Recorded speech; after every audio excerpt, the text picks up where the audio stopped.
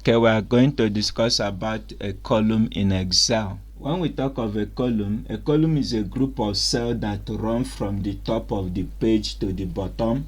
In Excel, columns are identified by letters. When we talk of column, we are talking of this section here, like this.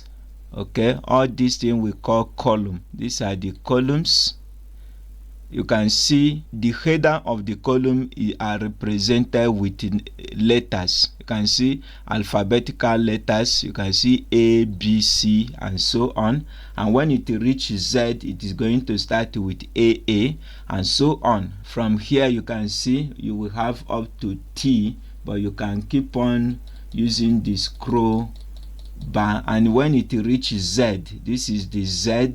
And we have AA. Okay, we have AB, AC, AD, and that is how the column are named. All right, in that order. When you have ZZ, it will continue again ABA. That is the naming format of the column. All you should know is that they are represented with the letters. This is what is known as the column. And this column you are seeing here can be more than 16,000 columns. You can get more than 16,000 columns in Excel. So if you have data that can contain up to 16,000 columns or more, you can also, Excel can contain it.